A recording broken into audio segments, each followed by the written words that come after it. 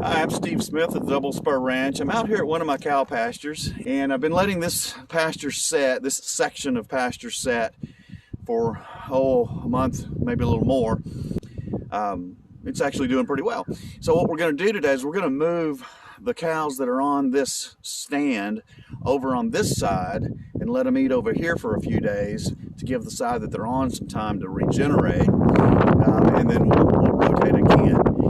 But what we're going to do is, so I've got the actual boundary fence it's right here behind me now. This fence has some areas that are problematic. There's grass coming in over there, and I've got a little bull that he likes to push this down and go through that hole, and he can do it lots of places along this fence. So I'm going to just run a little line of electric tape. This is electric fence tape here. This is 1/2 inch. I'm going to run that the entirety of this fence, and we're going to pick it up by the handle, and we're just going to take off walking.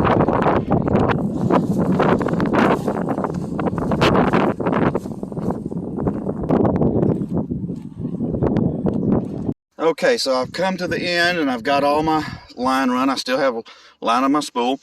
There's a little hook there. There's your brake right there. Little hook right there. I'm just going to hook this on the fence. And it looks like that. I just hooked it on that temporarily for now.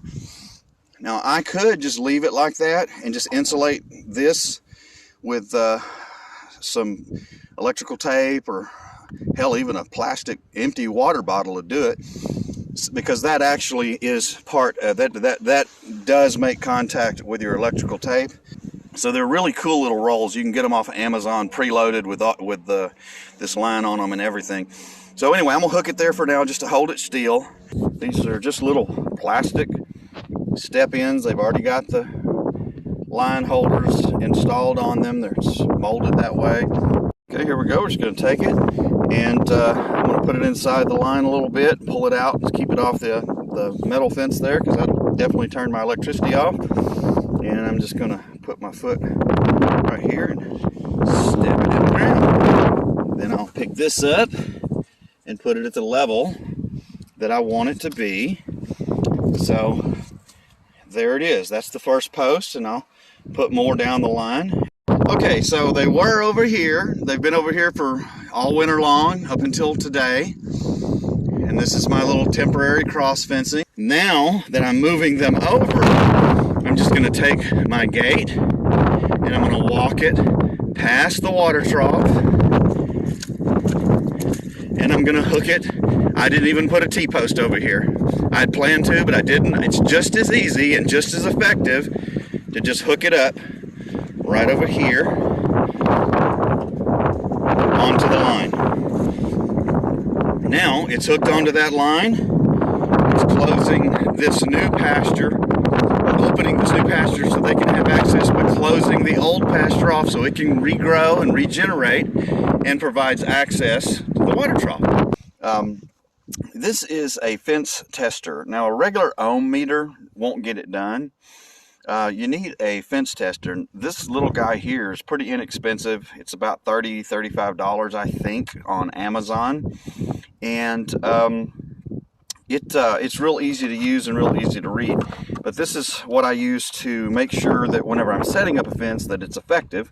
We take this little lead here and we're going to stick it in the ground like so, and that grounds the unit, okay, closing the circuit. Then we take our little unit and we just simply touch it to our fence, and it gives us a reading. So we had 6/8 there for a minute. Now we're kind of 5/7, 5/9, 6, kind of in that area. That's good enough. I like to see 7.5 or 8, but I know from experience that that is enough energy to deter the animals from wanting to engage with the fence. Okay, so I got the tape run, and I went ahead and pinned up the top of the fence a little bit in some places where it was folding down. It's an old fence. But for my gate, I had to jump the power from the end of my fence across my gate gap over to the beginning of my new little temporary keep them in fence. This is insulated electric fence wire, what it's really used for is if you had a permanent electric fence, what you would do is you would bury this stuff, this wire, it's pretty heavy duty, you'd bury it in the ground underneath your gate, and then it would come up the post, and then you would tie your electric fence into it. That's what you do if you have a permanent electric fence. So what I did is I just simply ran it along the line of my gate and just wired it up with some wire to hold it up there.